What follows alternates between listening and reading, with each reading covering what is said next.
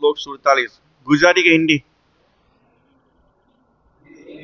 हिंदी। भगवद गीता हिंदी ले लो ना।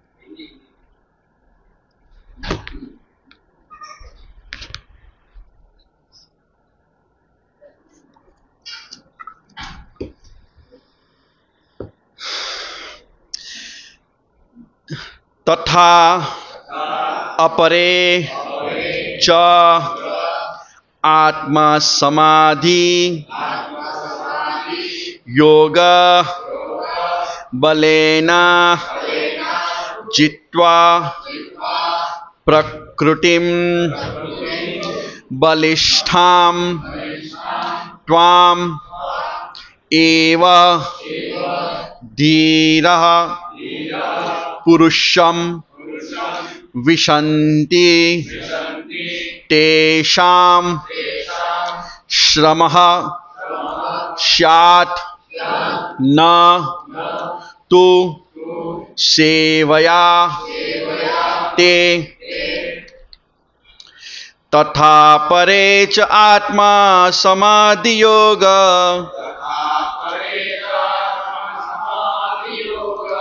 बलेन जित्वा प्रकृतिं बलिष्ठाम् त्वामेव धीरः पुरुषं विशन्ति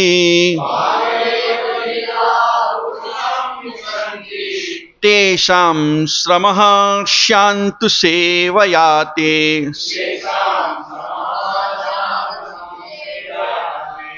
तथा परे च आत्मा समाधि योग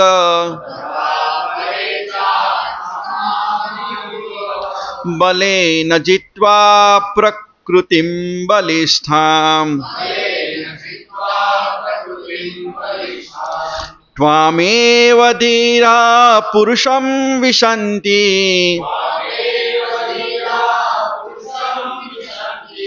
तेषां श्रमः स्यान्तु सेवया ते।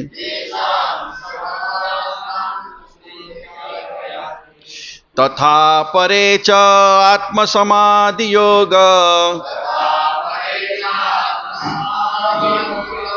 बलेन जित्वा प्रकृतिं बलिष्ठाम् त्वामेव धीरः पुरुषं विशन्ति तेषां श्रमः स्यान्तु सेवया ते।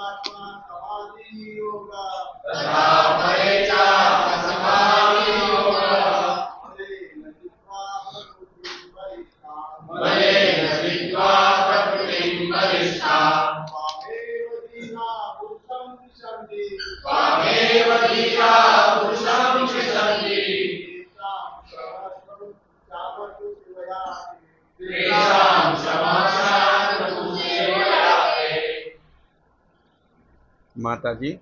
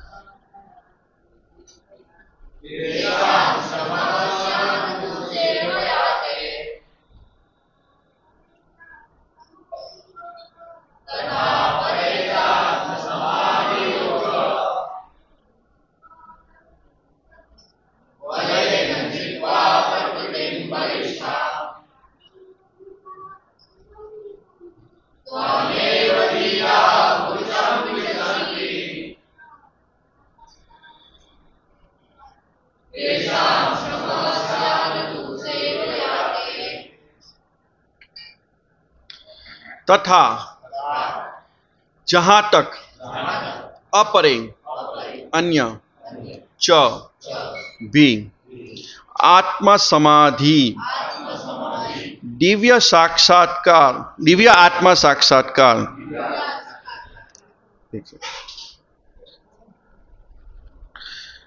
योग साधन बलेना के बल पर चित्वा जीतकर प्रकृतिम अजित स्वभाव या गुण बलिष्ठाम अत्यंत बलवान त्वाम तुमको एव एकमात्र धीर शांत पुरुषम व्यक्ति को विशंति प्रवेश करते हैं तेषाम उनके लिए श्रम अति अधिक परिश्रम स्यात् करना होता है न कभी नहीं तू लेकिन सेवया सेवा द्वारा ते तुम्हारी अनुवाद जगत गुरु श्रील प्रभुपाद महाराज द्वारा। जगत गुरु श्रील प्रभुपाद की जय। अन्य लोग भी जो कि दिव्य आत्मा साक्षात्कार द्वारा शांत हो जाते हैं तथा जिन्होंने प्रबल शक्ति एवं ज्ञान के द्वारा प्रकृति के गुणों पर विजय पा ली है, आप में प्रवेश करते हैं, किंतु उन्हें काफी कष्ट उठाना पड़ता है। जबकि भक्त केवल भक्तिमय सेवा संपन्न करता है और उसे ऐसा कोई कष्ट नहीं होता। तात्पर्य जगत गुरु श्रील प्रभुपाद महाराज द्वारा। जगत गुरु श्रील प्रभुपाद की जय। प्रेम के श्रम तथा उनसे मिलने वाले लाभों की दृष्टि में भक्तगण सदैव उन लोगों से आगे रहते हैं जो ज्ञानिया या निर्विशेषवादिया या योगी की संगति के पीछे बालते रहते हैं। अपरे मतलब अन्य शब्द का इसका संदर्भ में अत्यंत सार्थक है। यह शब्द उन ज्ञानियों तथा योगियों का घोतक है जिनकी एकमात्र आशा निर्विशेष ब्रह्म ज्योति में तदाकार होने की रहती है। यद्यपि उनका गंतव्य भक्तों के गंतव्य की तुलना में अधिक महत्वपूर्ण नहीं होता, किंतु अभक्त को भक्तों की अपेक्षा अत्यधिक श्रम करना पड़ता है। कोई यह सुझाव रख सकता है कि भक्तिमय सेवा संपन्न करने में भक्तों को भी पर्याप्त श्रम करना होता है, किंतु इस श्रम की क्षति की पूर्ति दिव्य आनंद की वृद्धि में हो जाती है। भक्तों को भगवान की सेवा में निरंतर लगे रहने से व्यस्त न रहने की अपेक्षा अधिक आनंद मिलता है। भक्तों को भगवान की सेवा में निरंतर लगे रहने से व्यस्त न रहने की अपेक्षा अधिक आनंद मिलता है। पुरुष तथा स्त्री के पारिवारिक संयोग में दोनों ही के लिए अधिक श्रम तथा उत्तरदायित्व रहता है। फिर भी जब वे अकेले होते हैं तो संयुक्त कार्यकलापों के अभाव में उन्हें अधिक झंझट प्रतीत होता है। निर्विशेषवादियों का मिलन तथा भक्तों का मिलन समान स्तर पर नहीं होता। निर्विशेषवादी सायुज्य मुक्ति प्राप्त करके अपनी वैयास्कितिका की पूरी तरह समाप्त करने का प्रयास करते हैं, जबकि भक्तगण परम पुरुष भगवान के साथ अपनी भावनाओं का आदान प्रदान बनाए रखने के लिए अपनी वैयास्कितिका बनाए रखते हैं। इस तरह भाव का आदान प्रदान दिव्य वैकुंठ में होता है। अतएव जिसकी मुक्ति की तलाश निर्विशेषवादी करते हैं वह भक्ति में पहले ही प्राप्त हो चुकी होती है। भक्तगण अपनी वैयास्कितिका बनाए रखकर दिव्य आनंद प्राप्त करते हुए स्वयं एवं मुक्ति पाते हैं। जैसा कि पिछले श्लोक में बताया जा चुका है, भक्तों का गंतव्य वैकुंठ या अकुंठ विश्राम होता है, वह स्थान जहां चिंता समूल नष्ट हो जाती है। किसी को भक्तों के गंतव्य तथा निर्विशेषवादियों के गंतव्यों को एक समान मानने की भूल नहीं करनी चाहिए। दोनों के गंतव्य स्पष्ट पृथक पृथक है और भक्त द्वारा प्राप्त होने वाला दिव्य आनंद भी चिंता मात्र या केवल आध्यात्मिक भावनाओं से भिन्न होता है। ओम अज्ञानतिमिरान्धस्य ज्ञानाञ्जनशलाकया चक्षुर्मिलितेन तस्मै श्री गुरुवे नमः। श्री चैतन्य मनोभीष्टं स्थापितं येन भूतले स्वयं रूपं कदा मह्यं ददाति स्वपदान्तिकं। वन्देऽहं श्रीगुरो श्रीयुतपदकमलं श्रीगुरून् वैष्णवांश्च श्रीरूपं साग्रजातं सगण रघुनाथान्वितं तं सजीवनं साद्वैतं सावधूतं परिजन सहितं कृष्ण चैतन्य देवं श्री राधा कृष्ण पादानं सगण ललिता श्री विशाखान्तस्य। हे कृष्ण करुणा सिंधो दीनबंधो जगतपते गोपेश गोपिका कांत राधा कांत नमस्तुते। तप्त कांचन गौरांगी राधे वृंदावनेश्वरी वृषभानुसुते देवी प्रणमामि हरिप्रिये। वाञ्छाकल्पतरुवश्य कृपा सिंधु एव च पतितानां पावने भयो वैष्णवे भयो नमो नमः। श्री कृष्ण चैतन्य प्रभु नित्यानंद श्री अद्वैत गदाधर शिवासादि गौर भक्त वृंद। हरे कृष्णा कृष्णा कृष्णा हरे हरे, हरे राम राम राम हरे हरे। तो आप सबका स्वागत है। बहुत सुंदर श्लोक है और विशेष श्रील प्रभुपाद जी के जो तात्पर्य है वो अद्भुत है। आप लोग कौन कौन नित्य यहां पे सुनता है? एक और मार्च दो। चलिए, ये ब्रॉडकास्ट यूट्यूब पे होता है। कितने लोग रोज इसको सुनते हैं? रोज डेली?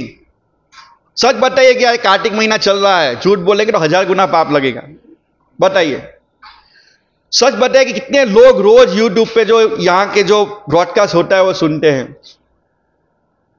जो यहां सुनते हैं उसकी बात नहीं कर रहा हूं, जो यहां नहीं सुनते हैं एक भी व्यक्ति नहीं। कितना बड़ा दुर्भाग्य है ना। भक्त आप लोगों को ऊपर उठाने के लिए प्रयास कर रहे हैं। क्या श्लोक चल रहा है आपको पता है? किस चीज की बात हो रही है? किसी को पता है? किसी को नहीं पता कि क्या चल रहा है और यह श्लोक कौन बोल रहा है? हाँ, वो आप रोज सुनते हैं, आप रोज पढ़ते हैं। मैं जो नहीं सुन रहे उनके लिए पूछ रहा हूं।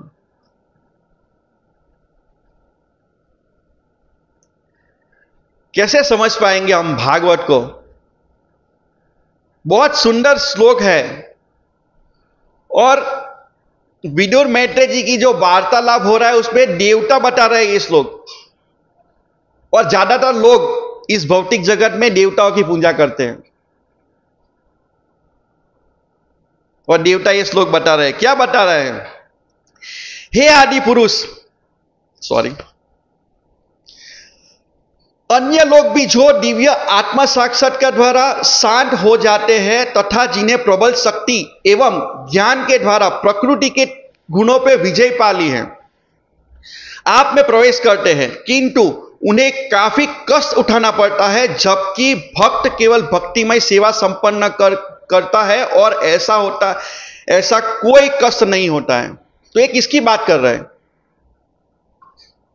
ये किसकी बात कर रहे हैं? जिसने अगले श्लोक, क्योंकि ये दोनों श्लोक एक कंबाइन है, अगले श्लोक जिसने सुना होगा उन्हीं को समझ में आएगा, उससे पहले समझ में ही नहीं आएगा।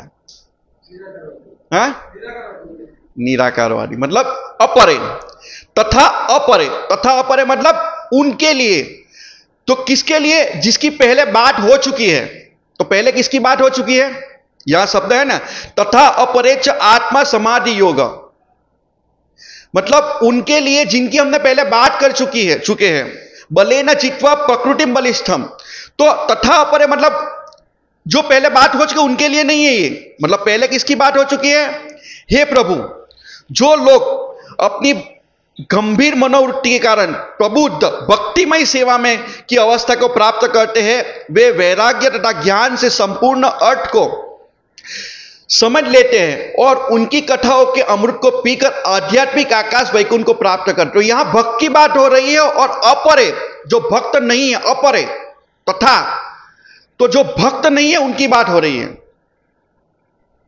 लेकिन एक बहुत इंपॉर्टेंट पॉइंट्स बता रहे हैं प्रभुपाद जी यहां, ये विदुर महात्मा मतलब देवताओं, कि जो निराकारवादी है वो भी क्या करना चाहता है? प्रकृति के 3 गुणों में रहना नहीं चाहता है। क्या कहते हैं? अन्य लोग भी जो दिव्य आत्मा साक्षात्कार द्वारा शांत हो जाते हैं तथा जिन्हें प्रबल शक्ति एवं ज्ञान के द्वारा प्रकृति के गुण पर विजय पा ली, मतलब ये प्रकृति के 3 गुणों में वो भी नहीं रहना चाहते। भक्त भी नहीं रहना चाहता है, निराकारवादी भी नहीं रहना चाहता है।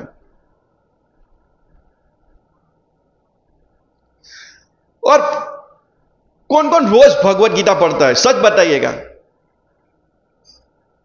वो बाप रे, बहुत दुर्भाग्य की बात है ये तो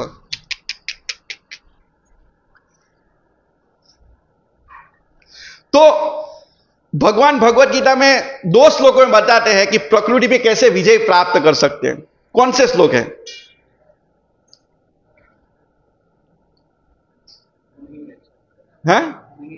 देवी ऐसा गुणमय मम्माया दुरत्या मावे व्यंत्य प्रपंचन्ते माया में तत्पर्य, भगवान स्पष्ट बताते हैं। और एक दूसरा श्लोक भी है, किसी को पता है?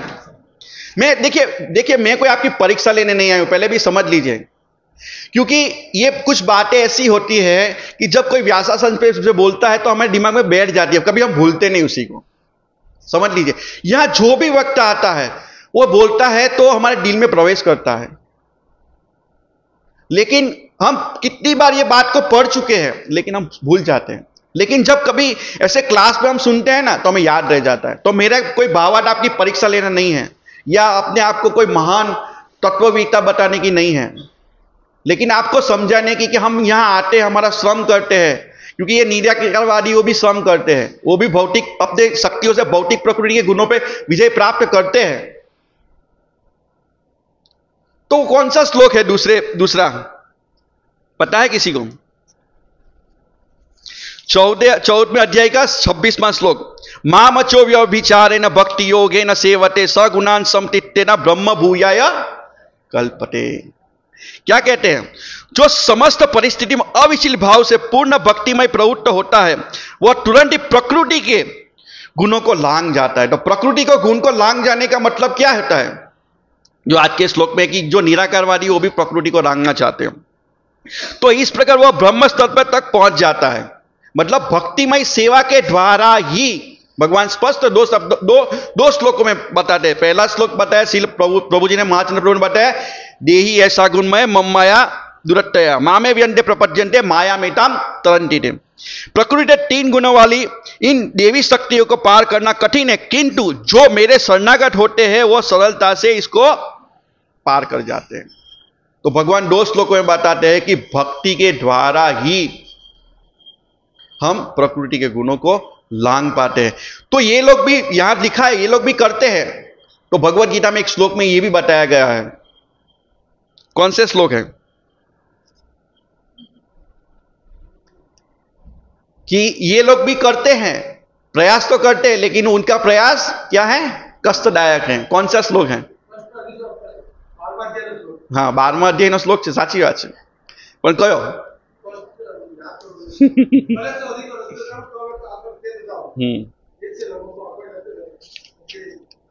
क्लेशो अधिकतर।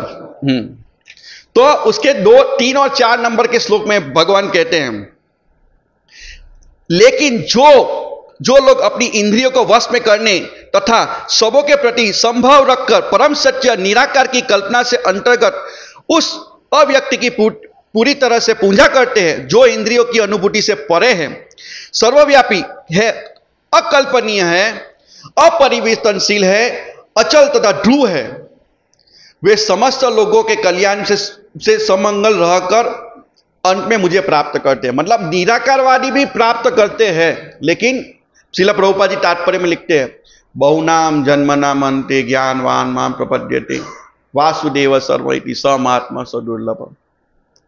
लेकिन उसमें क्या ज्यादा है, उसके बाद वाले श्लोक में समझाया गया है। क्या ज्यादा है? कलेशो अधिकतर तेसाम अव्यक्त। जिन लोगों के मन परमेश्वर में अव्यक्त निराकार रूप के प्रति आसक्त है, उनके लिए प्रगति करना अत्यंत कष्टप्रद है। देहधारियों के लिए उस क्षेत्र में प्रगति कर पाना सदैव दुष्कर होता है, और आज के श्लोक में भी यही है। तो हम यदि नित्यम भगवत गीता और भागवतम पढ़ेंगे तो हमें ये सब क्लियर होगा, लेकिन हम पढ़ेंगे ही नहीं।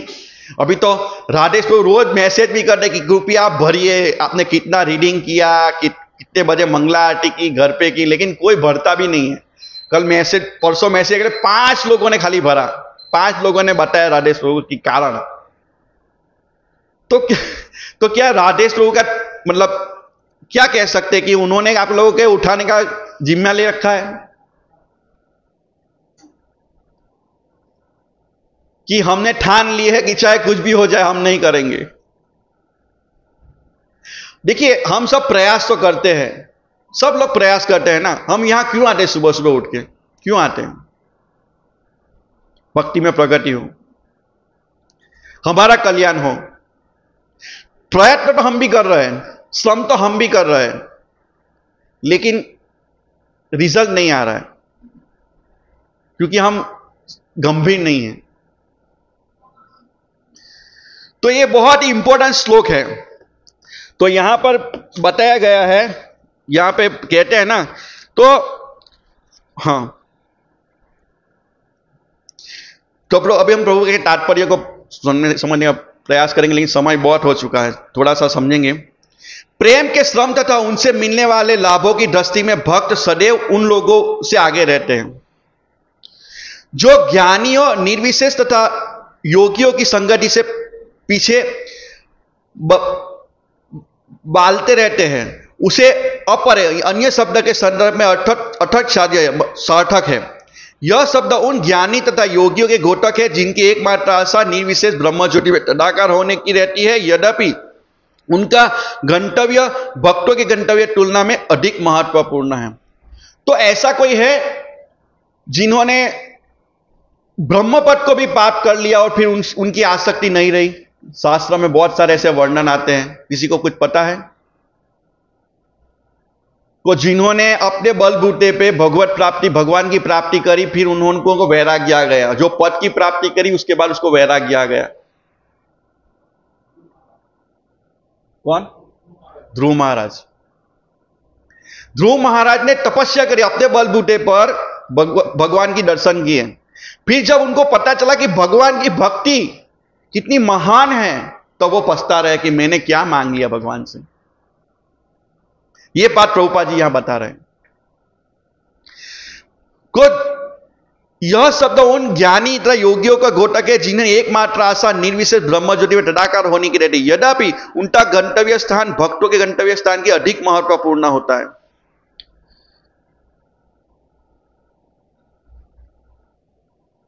किंतु अभक्तों के लिए भक्तों की अपेक्षा अधिक श्रम करना पड़ता है। तो हम और भी उदाहरण देख सकते हैं। सौभरी मुनि ने कितने साल तपस्या करी, वो भी कहां रह के? पानी में रह के। विश्वामित्र मुनि कितने साल तपस्या करी?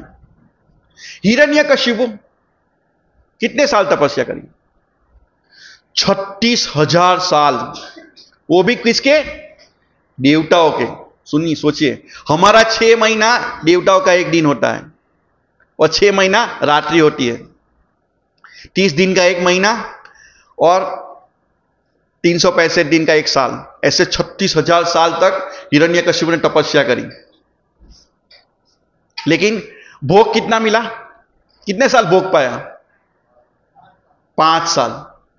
और प्रहलाद महाराज, ध्रुव महाराज ने कितने साल तपस्या करी? 6 महीना। तो भक्ति में नित्य आनंद है। आप लोगों को आनंद नहीं लगता? भले यहां कष्ट हो रहा है कि भाई सुबह आओ, ये करो, लेकिन कितना आनंद है। आगे के श्लोक में कथा सुनो, आगे के कल के श्लोक में आया था, कथा सुनो और भगवान के सामने नाचो। Dancing, chanting and feasting. अभी प्रसाद मिलेगा, फिश प्रसाद मिलेगा अभी। तो ये तपस्या करना, यम, नियम, आसन, प्राणायाम, प्रत्याहार, ध्यान, धारणा, समाधि, इतना लंबा प्रोसेस करना है या फिर आराम से कथा सुनो? कथा सुनने में कहीं कष्ट होता है आप लोगों को? कथा सुनने में कष्ट होता है? नहीं होता है। प्रसाद पाने में कष्ट होता है? डांसिंग करने में कष्ट होता है? तो ये प्रभुपाद जी ये कह रहे हैं कि भक्ति में कोई कष्ट नहीं है। लेकिन ये सब ध्यान, धारणा, समाधि, योग में बैठना, हम बैठ सकते हैं एकदम तत्तार, आंख, भगवत गीता वर्णन, आंख को नाक के अग्रभाग पे स्थित करना, आंख खुली नहीं होनी चाहिए, बंद नहीं होनी चाहिए। कितनी तपस्या है ना, कर सकते हैं। और करने के बाद भी भगवत प्राप्ति निश्चित नहीं है। हमने देखा सौभरी मुनि, विश्वामित्र मुनि, निश्चित नहीं है कि भगवत मिलेंगे कि नहीं मिलेंगे। मेनका आ गई तो खत्म, और हमारे घर में टीवी चालू हो गया या बाजू के घर में टीवी चालू हो गया, खत्म। तो कैसे कर सकते हैं? कलयुग में हम केवल हरे नाम हरे नाम हरे नाम एव केवलम कलो नास्ते नास्ते नास्ते गतिरन्यथा। हमें ये सब योग वो करने की कोई आवश्यकता नहीं है। श्रील प्रभुपाद जी ने हमें बहुत आसान तरीका दी है। कौन सा बताइए? हाँ, कृष्ण भावनामृत तो है। हम सब कृष्ण भावनामृत है। हम कृष्ण भावनामृत के लिए बात कर रहे हो। भगवत गीता में भगवान भी कहते हैं, दूसरे अध्याय के 7वें श्लोक में यही बात बोलते हैं। भगवान बहुत अच्छी तरह भगवत गीता पढ़ते हैं ना, जो नित्यम भगवत गीता और भागवत पढ़ते हैं ना, उनके लिए बहुत सुलभ हो जाता है। भगवान दूसरे की बात भी नहीं करते भगवत गीता में।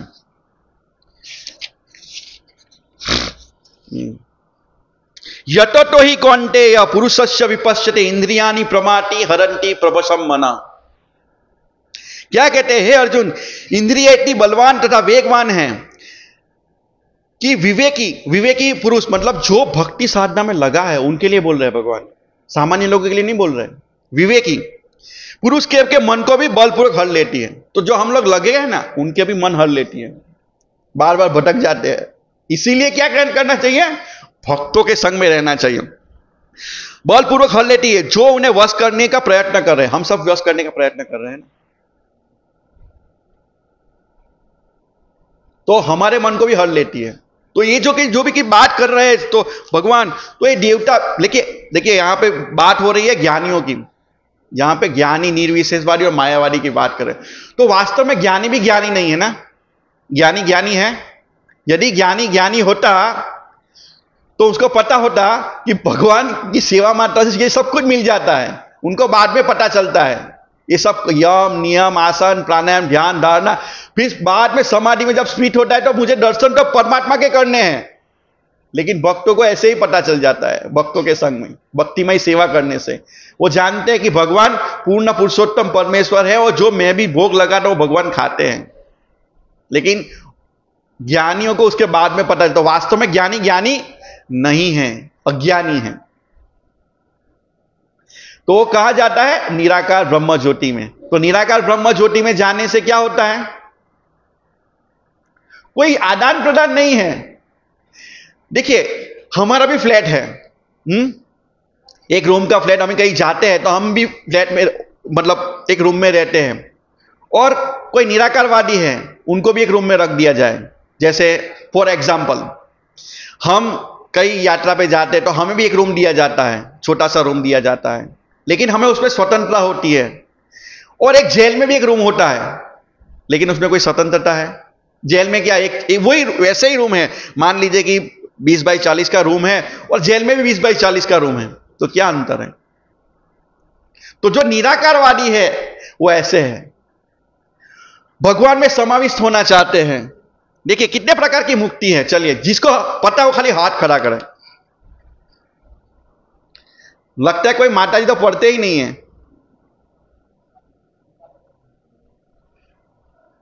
कितने प्रकार की मुक्ति है?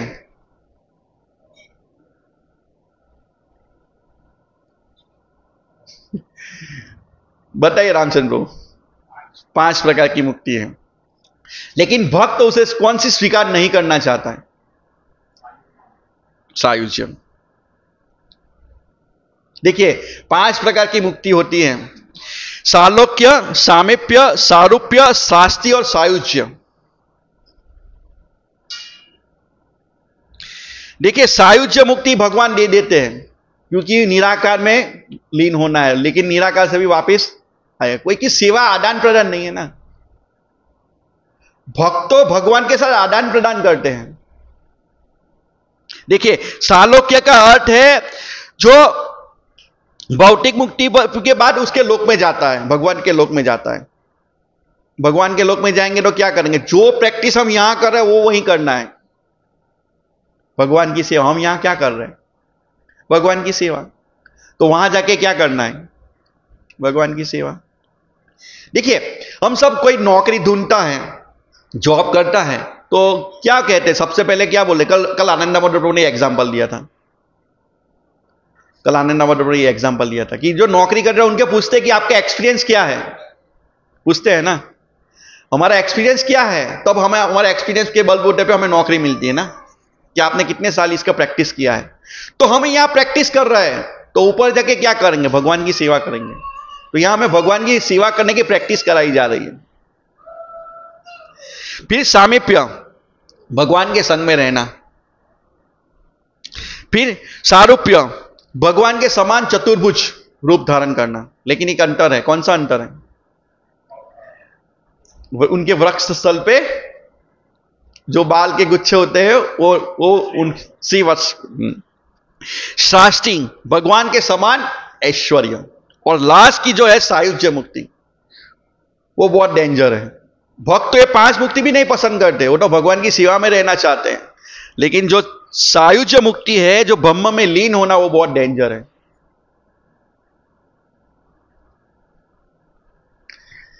तो यहां पे श्रील प्रभुपाद जी तात्पर्य, बहुत अद्भुत तात्पर्य है। यद्यपि उनका घंटश्याम भक्तों के गंतव्य स्थान की तुलना अधिक महत्वपूर्ण नहीं होता है।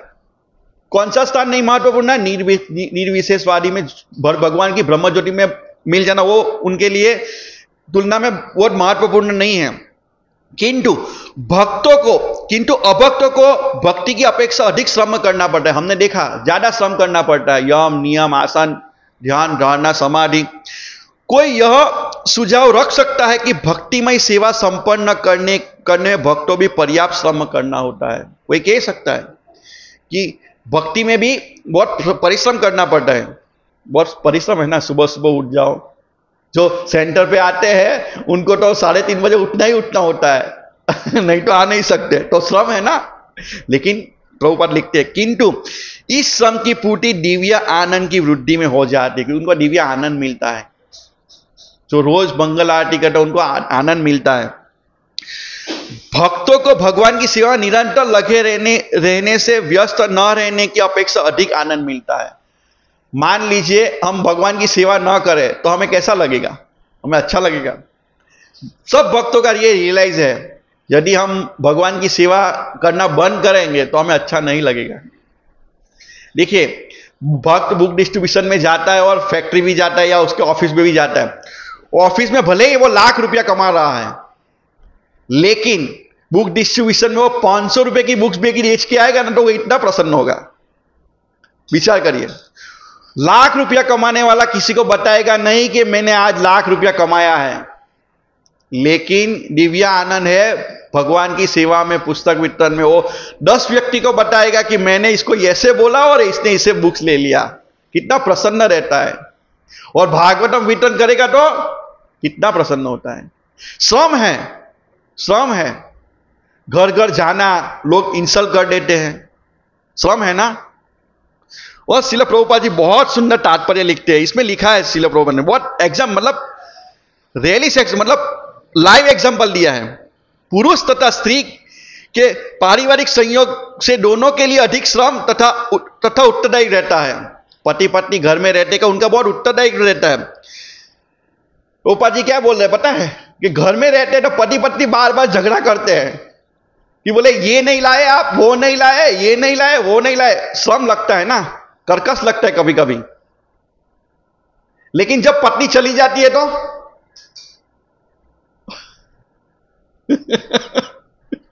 भक्त की पत्नी चली गई, मुझे फोन कर बोले प्रभु जी कुछ बताइए कि माता जी आ जाए। अच्छा नहीं लगता है। मैं कुछ गलत बोल रहा हूं तो बताइए। हम घर में रोज किसी ना किसी को के साथ झगड़ा होते रहते हैं। मतलब एक झगड़ा नहीं बोलते उनको, लेकिन होता रहता है कि आज ये नहीं आए, आज ये नहीं लाए, आप वो नहीं लाए, वो नहीं लाए। डिमांड्स रहती है घर की पूर्ति के लिए, तो वो कष्टप्रद है ना। लेकिन जब माता जी के लिए प्रभु जी नहीं होते तो, या प्रभु जी कहीं बाहर चले गए या कोई मंदिर की सेवा के लिए बाहर गए, तो माता जी को भी अच्छा नहीं लगता है ना। लगता है? सच बताइएगा, माता जी अच्छा लगता है प्रभु जी बाहर चले जाते हैं हफ्ते 10 दिन के लिए? नहीं लगता है। और प्रभु जी को भी माता जी चले जाए तो नहीं लगता है। क्योंकि ये प्रभुपाद जी ये लाइव एग्जांपल दे रहे हैं प्रभुपाद जी। पुरुष तथा स्त्री पारिवारिक सहयोग दोनों के लिए अधिक श्रम तथा उत्तरदायी रहता है। उत्तरदायी मतलब घर की जो आवश्यकता पूरी करनी होती है वो उत्तरदायी रहता है। फिर भी जब वो अकेले होते हैं तो संयुक्त कार्यकलापों के अभाव से उन्हें अधिक झंझट प्रतीत होता है। माता जी चले जाते, प्रसाद नहीं मिलता है, झंझट प्रतीत होता है कि यार क्या करें, खुद ही बनाना पड़ता है। तो ये प्रभुपाद जी कह रहे हैं, मैं फटाफट ले रहा हूं। निर्विशेषवादियों का मिलन ना भक्तों के मिलन समान स्तर पर नहीं होते हैं। निर्विशेषवादी सायुज्य मुक्ति प्राप्त कर करके अपने व्ययास्तिक का पूर्ति की समाप्ति करने का प्रयास करते हैं, जबकि भक्त परम पुरुष भगवान के साथ अपनी भावनाओं का आदान प्रदान बनाए रखने के लिए अपनी व्ययास्तिकता बनाए रखते हैं। इस तरह भावों तथा आदान प्रदान की दिव्य वैकुंठ में होते हैं। अतः जिस मुक्ति की तलाश निर्विशेषवादियों को है वह भक्ति में पहले ही प्राप्त हो चुकी है। भक्त तो ऑटोमेटिक प्राप्त कर लेता है। देखिए हमारा भक्ति का उद्देश्य क्या है बताइए? भक्ति करने का उद्देश्य क्या है? भगवान का प्रेम प्राप्त करना। बाकी भक्ति करेंगे तो लोग आपको मान सम्मान ऑटोमेटिक देंगे, पूजा लाभ ऑटोमेटिक आएगा, लेकिन भक्त उसके पीछे नहीं जाता है। देखिए हम प्रॉपर एग्जांपल देते हैं कि आम का जो पेड़ उगाते हैं तो उसका उद्देश्य, खेडूत जो आम का पेड़ उगाता है उसका उद्देश्य क्या होता है? आम के फल को प्राप्त करना। लेकिन छांव तो अपने आप मिल जाती है। छांव के लिए कोई पेड़ उगाता है या ये छांव आ जाए? हाँ, वो तो अपने आप मिल जाता है। ये तो गौण फल है। तो भक्ति, तो प्रभुपाद ये कहना चाहिए भक्ति करेंगे तो ये सब मुक्ति तो वो कौन से आचार्य है हमारे, वो कहते हैं ना कि मुक्ति तो दासी बन के खड़ी है, हाथ जोड़ के खड़ी है कि कब भक्त मुझे मेरा स्वीकार करे। कौन से आचार्य है वो? बिल्व मंगल ठाकुर। वो कहते हैं कि मुक्ति तो खड़ी है द्वार पे कि मुझे ले लो, लेकिन भक्त उसे स्वीकार नहीं करता है। अतः जिसकी मुक्ति की तलाश निर्विशेषवादी का है वो भक्ति में पहले से प्राप्त हो चुकी है। भक्त अपनी व्यास्तिका बनाए रखकर दिव्य आनंद प्राप्त करते हुए स्वयं एवं मुक्त पाते हैं। तो हम दिव्य आनंद प्राप्त करें, आनंद है ना, अभी प्रसाद मिलेगा, कितना आनंद है। हाँ, मंगला आरती हो गई, दीपदान हो गया, भागवत क्लास हो गया, गुरु पूजा हो गई, फिर सीधा प्रसाद। घर में कितना परिश्रम करना पड़ता है, यहां तो मिल जाता है टाइम टू टाइम। जैसा कि पिछले श्लोक में बताया जा चुका है। पिछले श्लोक में क्या बताया जा चुका है कि खाली श्रवण कीर्तन करने मात्र से भगवान के भक्तों का गंतव्य स्थान वैकुंठ या अकुंठ। अकुंठ मतलब जिसमें कोई चिंता नहीं है, निश्चल हो जाता है, वह स्थान वहां जहां चिंता समूल नष्ट हो जाती है। किसी को भक्त के गंतव्य तथा निर्विशेषवादी गंतव्य के समान नहीं मानने की भूल नहीं करनी चाहिए। दोनों का एक लेवल नहीं है। निराकारवादी भी मुक्ति प्राप्त करते हैं, भक्त भी, लेकिन दोनों के अंतर है। वो निराकारवादी कहां जाता है? ब्रह्म ज्योति में जाता है, लेकिन भक्त भगवत के धाम जाता है। दोनों के गंतव्य स्थान स्पष्ट पृथक पृथक है, दोनों का गंतव्य स्थान अलग है। और भक्त द्वारा प्राप्त होने वाला दिव्य आनंद की चिन्ह मात्रा या केवल आध्यात्मिक भावनाओं से भिन्न होता है। तो दोनों में अंतर है। दोनों मुक्ति पाने की प्रयास करते, प्रकृति को तीनों गुणों को लांघने का प्रयास कर लेकिन उनको पता नहीं है कि ये तो आराम से मिल जाती है, भगवान की भक्ति के श्रवण कीर्तन मात्र से मिल जाती है। हरे कृष्ण। श्रीमद् भागवतम की जय। किसी को कोई प्रश्न है तो पूछ सकते हैं।